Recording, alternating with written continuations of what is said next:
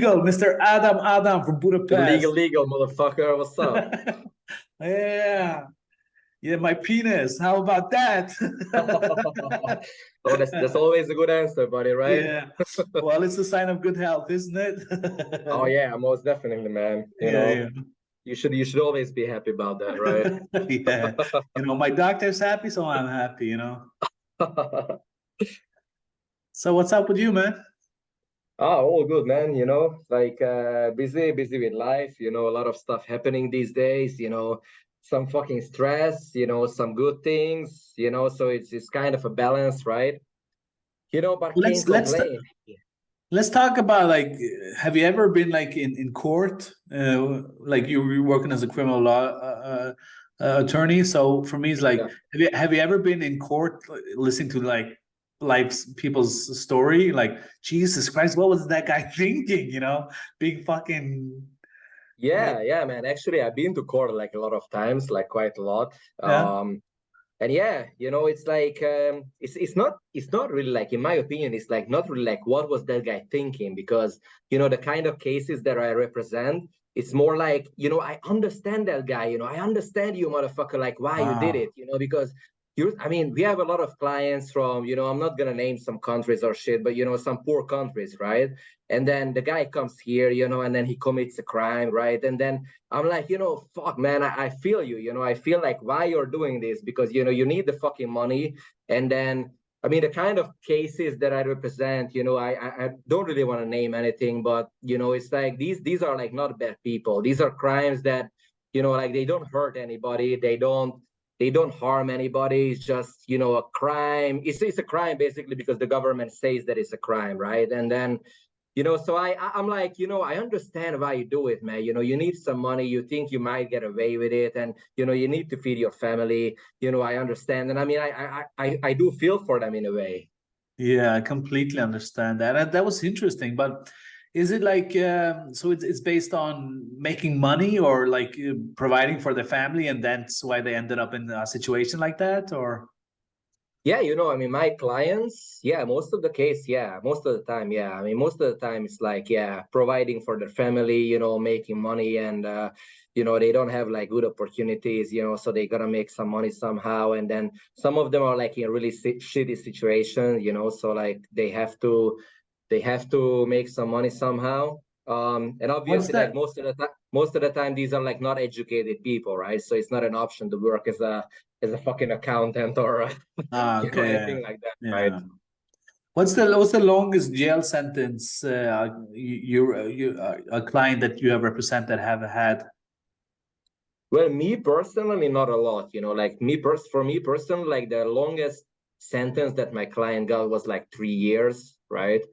Do Um, they have to like in Norway, if you get a sentence for 3 years, you got to serve like 2/3 of it if everything's yeah, okay. you have this rule in Hungary as well, as long as it's not in a organized, as long as it's not an organized crime, yeah. So Okay. like if you're doing organized crime, then you don't get this benefit, but otherwise, yeah, then you get it. But however, my colleague once he defended a murderer, Yeah. and the guy got something like fucking 15 years in prison, right? And Wow. I asked him like really like, how did you do it? Like how did you defend this murderer? Because like the guy killed another guy, fucking shot him, right? And it was planned and everything. And so I asked him like how are you able to do it? Because it's like for me, I choose my clients, right? If someone is an absolute scumbag, I'm not gonna protect that guy because it just doesn't align with my values, right? If I someone is understand. like fucking, I don't know, cheating taxes or some shit, absolutely I'm gonna defend you, right? Because to me that's like, okay, you did it, whatever, you didn't really harm like any people or something. But yeah, like Yeah. if someone kills someone, what, like my colleague said that, yeah, like how did I protect him? So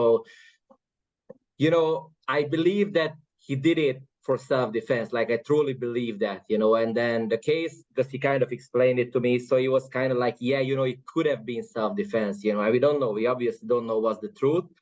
um so yeah, I think when it comes to like such a serious case, it's like you gotta be able to kind of justify it for yourself. You know, you cannot just justify it with money, because if someone is like a fucking rapist or a, I don't know, like a pedophile or something, you know, unless you're an absolutely fucking scumbag of a lawyer, you know, you cannot defend that person just because of money, right? Yeah, but that's the lowest of the lowest in the system, in the jails. You know, if you're a rapist or if you are a pedophile, you know, you got to have eyes in the back of your head. You know. Yeah, absolutely. But to me, I would say like it's like, you know, three crimes really. Like, I wouldn't like to defend a murderer, a rapist, and a fucking, you know, like pedophile. You know, that's the three things, right? Like, and everything else can go for me. You know, like Yeah. everything else, really. You know, it's like, yeah, whatever. You know, you knock the guys out, you knock the other guy out in a street fight or something. You know, that's fine. You know, you rob the bank, that's fine. You know, I don't give a fuck. You know, you're not like really a bad person to me unless you commit like one of these three crimes, right? Yeah. Yeah, and it's also I, I have so much respect for the job that you do. So when it comes down to it, I'm no position to judge.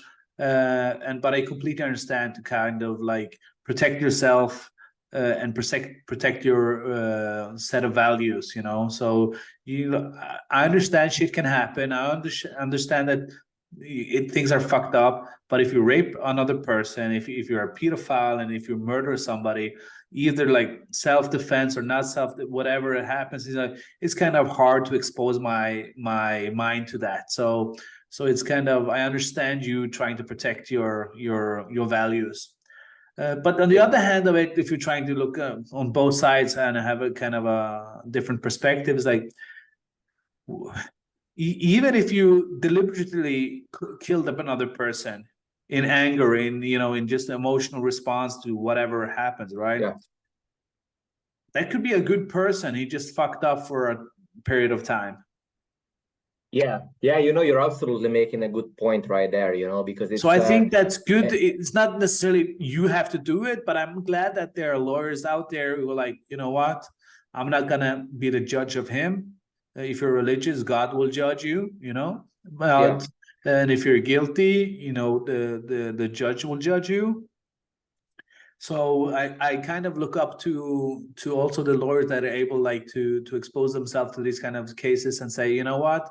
I'm not going to judge you. I'm going to try to defend you. You're a human. You have human rights.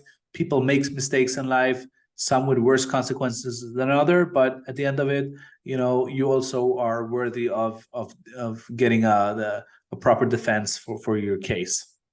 Yeah, you know, I mean, I'm sorry, like maybe I didn't express myself clearly in the beginning, you know, maybe it was not a clear explanation. So I mean, I think this is not a murderer, what you just explained, you know, because if you, let's say you have a fucking bar fight, right? And you punch the guy falls down and he breaks his head and you know he dies. That's like not murder, right? That's like an unfortunate accident that you just wanted to break the guy's nose and you know he dies, unfortunately. So that's a different story, because I Yeah. agree with you 100%, Stefan, that you know that might not be a bad person.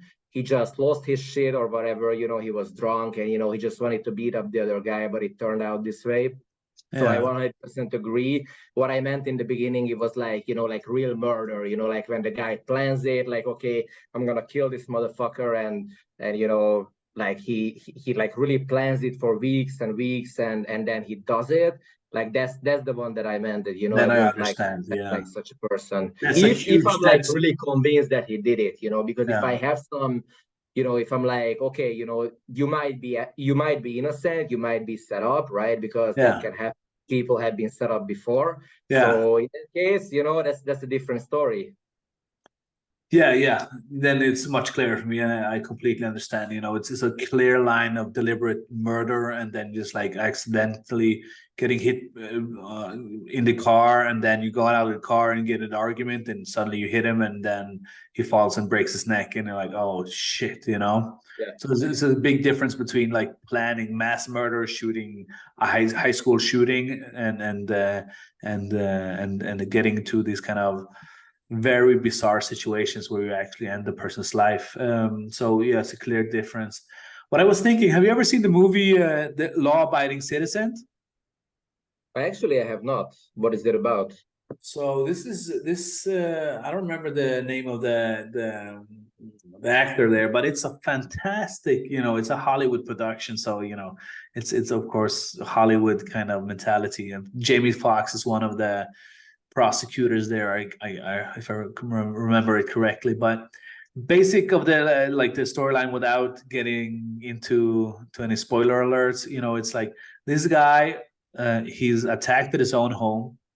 These guys break into his house. They murder his wife, his child, and they are almost close to murdering him as well, but he survives. Uh-huh. And then, this guy is a super intelligent gentleman, working on special operations, and he's been very like in the intelligence system in the US. But he says, like, you know what? They caught the guys, they found them, I'm gonna witness, yada yada yada. But one of the guys, he makes a deal with the prosecutor, and then gets off easy, and the other Right. one gets the chair. Or Wow. not the chair, he's getting the lethal injections. Wow. He gets that sentence. But that's where the movie starts, because the one who gets off like cheap, Yeah. he's so frustrated. But I saw him killing my wife and my child, I saw him. He's testifying this in the court.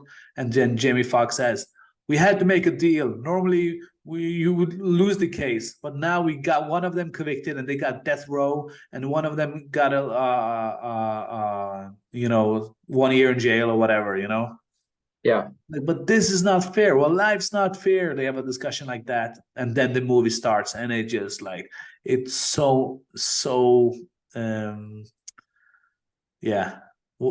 He just takes revenge on the whole system, not only on the Yeah. guys, the whole system. So I can imagine these things are happening with people who are, experiencing unjust, from the system. Sometimes the systems is very um it's not beneficial for you as a citizen, and the name of the movie is Law-Abiding Citizens. He's been very like abiding by the law his whole life. And Yeah. when he gets put in front of injustice and murder and these kind of stuff, the system doesn't protect them, and then he Yeah. goes nuts. Yeah. Yeah. That's a good point. I mean, because well, obviously, I'm not gonna encourage anybody, to break the laws, but it's rather like break the rules, because that's what I want to talk about. Because it's like if you abide by all the rules, then you're not gonna make anything, in life, because it's like there are so many rules, like yeah, you should be polite, you should be nice, you should not swear, like you have all these rules, and then so if you like you should not cross the fucking red light, like even when you're walking, even though like you should wear the seatbelt, like if you're not wearing the fucking seatbelt, like who the fuck can get hurt, right? It's only you. You're not gonna fucking harm anybody if you're not wearing the seatbelt, right? It's only you can get hurt. But it's like we have all these stupid rules, right? That's what I'm saying. And If you're so from yeah. China, if anybody's from China, listen to this. Please don't cross the red lights. You will your social justice system will find you. Oh yeah, man. Yeah, man. We have some fucked up places in the world, right? Like Yeah. So yeah. But North Korea, don't cross the road, man, when it's a red light. You will get thrown in yeah. jail. Yeah, but I mean, I've seen some examples, in my life, with like older people, and they never did like anything out of the order. They never did anything, extraordinary, like just following all the rules and stuff. And then, at the end of the day, you get to the point when you're like 80 years old, and then, you didn't do anything with your life. You don't have no money, you don't have no memories, and that fucking sucks. And I think everybody should avoid that. And like, my mindset. It's actually like a very good topic to talk about. So I think most people have this mindset in life that they don't wanna they don't want to win. What they want is not to lose, right? With anything, like it could be investments, it could be whatever, like personal relationships. It could be job, like could be related to anything. They have this. Most people have this mindset, like they don't want to win, but they want not to lose, and that's why most people end up with like not having anything at the end, right? Yeah, that's a good point. Yeah. In Norway, they got a song, or I think maybe Sweden. This band called Timbuktu, and they says like everybody wants to go to heaven, but nobody wants to die. Yeah, exactly, exactly. Yeah. So and there's another famous American public speaker, huge, made a huge impact on my life. His name was Les Brown. He says you can't get out of life alive. Yeah. Why do you play? Why Yeah, do you play it exactly. safe? Why do you play it safe? You can't get out of life alive. Only way out of this life is to die. Yeah, exactly, exactly. I mean, I think you gotta be sensible to some point, because it's like, yeah, that you gotta find like you gotta find the golden pathway, right? So obviously, because if you just take this mentality, like, yeah, we're fucking gonna die anyway, then why not just go and like do some fucking coke and bang a bunch of hookers and blow all your money tonight, because you're gonna die anyway, right? So Hey, when are we so leaving? When are we leaving? When is this party? oh, tonight, bro, tonight. Fly over the private jet, bro. We're gonna rock it. You're my Yeah. lawyer for life, man. No, that's true. You can't go all nuts and crazy and don't care about anything. Then you don't Yeah, have any foundation in life, and you will not be happy, right? yeah, exactly. But I mean, I think playing the other end, like playing it completely safe, is also like a bad idea, because yeah, I mean, I'm not gonna mention anything specific, because I don't want like people to hear like whatever. But I made like a kind of risky decision like a couple of weeks back, and it could have turned out bad. But then I made up my mind, I asked myself the question, like, if I don't do anything about this, then can I live with the consequences, and then I asked myself this question, and the answer was like, no, I fucking cannot, I fucking cannot live that way, so I said something about it, and then it turned out to be good, and then Oh. so I'm happy for this decision. But most people, I mean, I talked to many people, I mean, some good friends about this, like everybody's like, no, don't make this decision, like don't play it this way, you're gonna like, it's gonna turn out bad and everything. And then it didn't, because at the end of the day, it just came down that I had the balls to, to say what I really want, and to go after what I really want, and then it turned out to be for my benefit. Wow, man. I'm glad you had that experience, because it's so, you feel alive, and you're feeling like you're in control of your life, and you're feeling like you're making the decisions. Um, I have a lot of movie references, but, The Last Samurai with Tom Cruise. Have you seen that movie? What's the name again? Last Samurai. Heard about that movie, but I think I haven't seen the full movie yet. Yeah, yeah. Now there's a one big before the final big battle in the movie between like the modern military and the samurais, right? Yeah. In the old Japan, when they are like moving on to the modern times. So there was no need for the samurai anymore. And they're facing a huge adversary. They have a huge enemy. By statistics, you shouldn't be able to win, right? Yeah.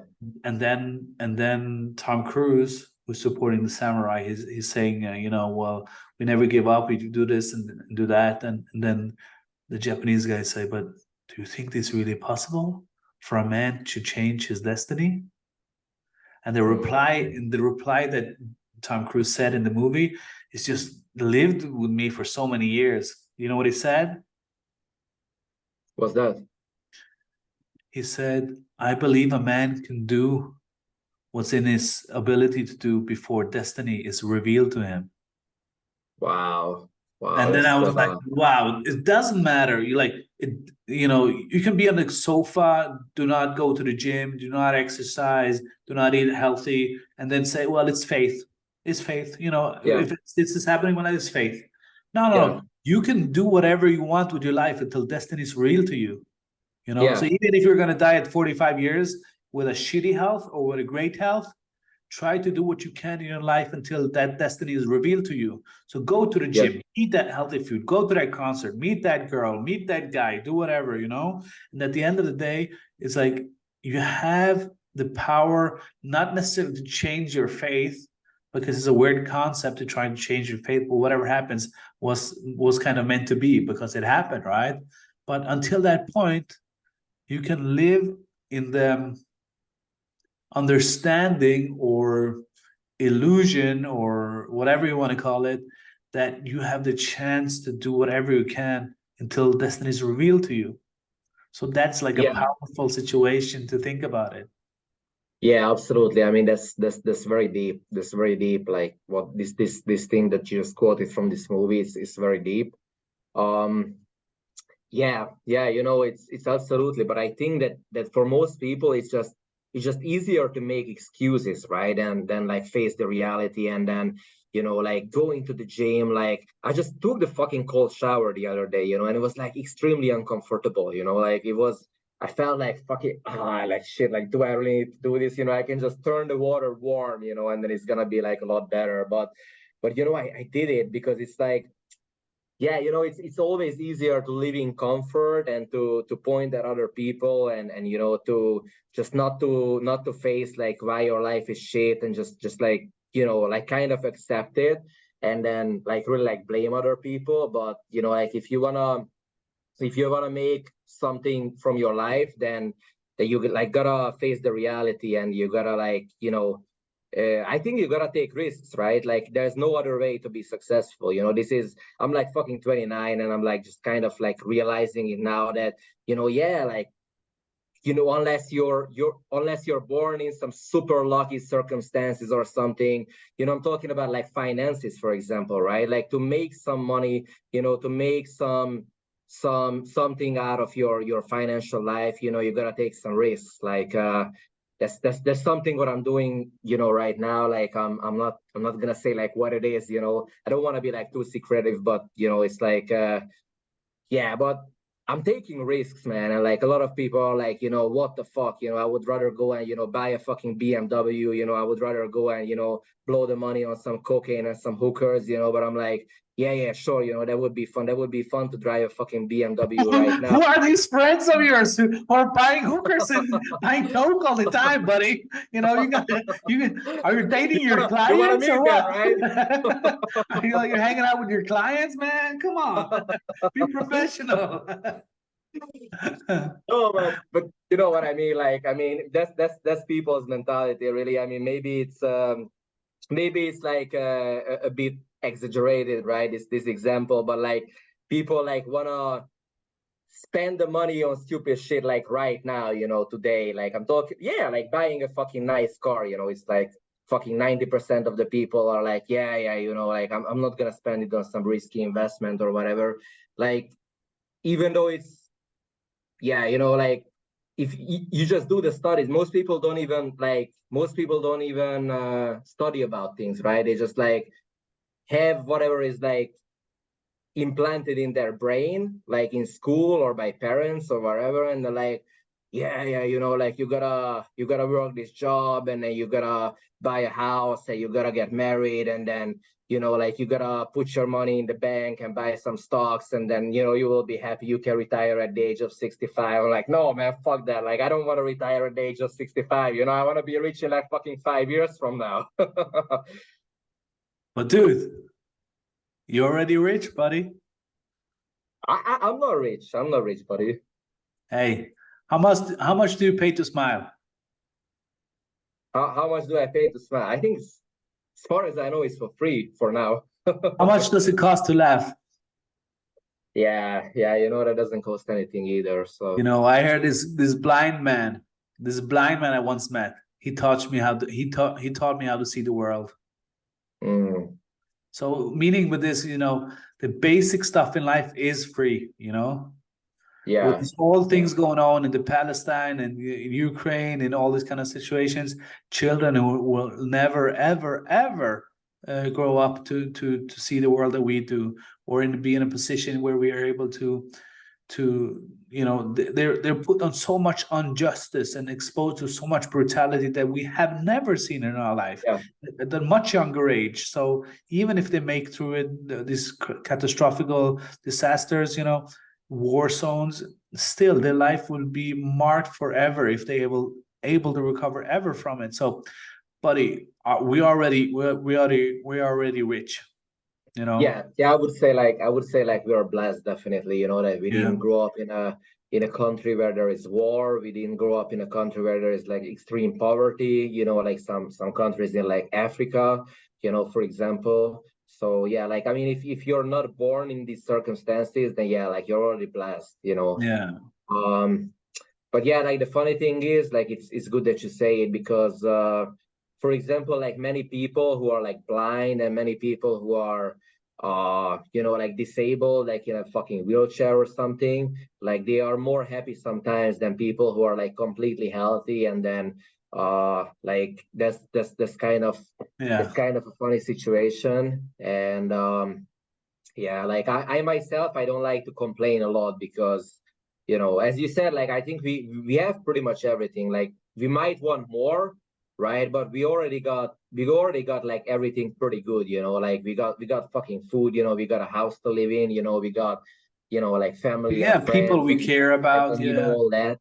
So it's like, yeah, like even my mentality is like, yeah, I completely agree with you, by the way. So my mentality is like always, like I already have a great life, even though I'm not like financially rich yet, but I already have a great life, and like everything else is just bonus, right? So I don't fucking need anything to make me feel happy, to make me feel better. It's like, yeah, if something good comes along, that's just bonus, right? Bob Marley was asked once by a reporter, and the reporter asked him, are you a rich man? And he says, what do you mean rich? Well, do you have a lot of possessions in the bank? And he asked, possessions in the bank make you rich? And he's like, yeah. Well, then I'm not rich. My richness is life. So these kind of things, when these fantastic artists, these super famous icons, even when they are able to break it down to the most elementary things in life and be even able to be appreciative, I think that's a quality that, in tough times helped me realize how lucky I am, that I'm just existing, being able to be in a position that I am, but also, just enjoying life and being able to be positive in the ups and downs. With that said, there was like there's also a chance of like becoming like a prisoner of a golden prison, meaning that you can have your job, you can have your money, you can have your health, but you're running to a job that you don't like. You're trapped in a, so you're looking for some financial freedom. So that meaning like there's a stupid quote saying like, money don't make you happy, but I would rather cry in a Ferrari than sit on the bus and cry. So the point is like, there's no guarantee to be happy if you make money, but that's not the reason why you should make it. You still should be able to try to make some smart investments and financially invest for the future and this kind of stuff, and be smart with your money. But it's kind of like an interesting point that you're making there, because there was this saying, like you hear it all the time, that money don't make you happy, right? But then, like if you look at rich people, like how many of them are giving all their money away? Like you've never seen a rich person giving their money away, like all of it, saying that like, oh, it doesn't make me happy, so just take it. Like nobody does that, right? So I think obviously money is not a disadvantage. Like if you have money, yeah, I believe the more money you have, the better, right? But of course, that itself, it won't make you happy. Like I think if someone is generally like an idiot, then that person can never be happy, right? Like no matter if the person has $10 in the bank account or $100 million, it's like if someone is like really a moron and really like I don't even know what word to use, but let's just say moron. It's yeah, like but I very think hard it's to bad. imagine, I think right? it's bad when you're always bringing Ben Askren into this. I think you should leave that guy alone. Oh man, what's your issue with fucking Ben Askren? Like, The man who shall not be named. Oh man, yeah, like you've been tripping about the guy for like 3 years now. He's the reason why we started this talk, man. Actually, I should be a little bit thankful to him because it made my life a little bit better. Just I've seen what I don't want to become. Yeah, exactly. But it's interesting. Like I've seen those comments, you know, when we made the short about Ben Askren to YouTube, and like those guys I are saying loved like it, man. Ben would strangle you, and you know Ben would beat you up and stuff. And I'm not 100% denying that. You know, I think if me and Ben Askren like we would have a street fight, I would say that Ben Askren would probably beat me. You know, like How Ben many Askren would. kilos? How many kilos are Ben Askren? I think the same weight as me, like let's say fucking 85 or something like that. You know. Dude, I would knock him out. That is a chance that I would knock him out, but you know, it's like I'm not No, like no, saying I'm that the guy saying I would knock him out. you would probably knock him out, man. I believe you, you know. No, I mean the thing is like the guy is yeah, like not like really a professional. The guy is not like a very high level athlete. Like he's a shitty fighter in the UFC, you know. He was a shitty fighter in the UFC. Like most professionals that would absolutely murder him, you know. I mean, yeah, I'm saying like if me and Ben Askren fight, let's say there's some chance that I knock him the fuck out, you know, but then there is some chance that, you know, he takes me down and just fucking chokes me out because, you know, the guy is not bad on the ground. I mean, he's much better than me on the ground. So, No, but yeah, I Ojo, mean, yeah. All nevertheless, you jokes know, aside, so the guy is like not a real professional, and you know, he's kind of a disgrace to the sport, you know, like especially, you know, based on like how he showed up against Jake Paul. So, you know, I agree you're with that spot part on. You're completely. spot on. All jokes aside, Ben Askren, I wish him all the best. I hope really he just kind of gets his values back together or like establish some values because what I dislike about him is his arrogance and his lack of respect in order of preparing himself for a fight. He's Yeah, just taking things for granted, and it's very like a superficial attitude to have. So in any regards, if any kind of if he was in HR management or if he was in like a corporate world, if I'm meeting that kind of a person who's sloppy, who's not prepared, who doesn't show up on time, he doesn't take it seriously, of course I would be offended. It's not a reflection of me, but absolutely. it's And more like a reflection of his value set, and that's what's irritating. He got that super huge chance going from the one FC over to UFC, and then coming in there and getting like one of the quickest knockouts ever, and then like you just see a person declining as a fighter and as a person. I'm like, this yeah, is so unnecessary. It's almost like you worry for him. Is there a mental health issue, whatever? You're trying to find some logic somewhere, but when it comes down to it, he just doesn't care, and maybe he has a shitty set of values he's yeah. being exposed for who he is as a person, and for him, that's very unfortunate. Yeah, you know, and I understand you. Obviously, I mean, you were a professional in karate, right? So, you know, I understand, like, you know, where you're coming from. Like, I was never a professional, you know, in any martial arts, but, you know, that actually is kind of funny because, like, if you're unprepared and you're kind of not giving the respect to the sport what you're in, you know, it kind of bites you in the ass, you know, because, like, one time I remember I went to Muay Thai training.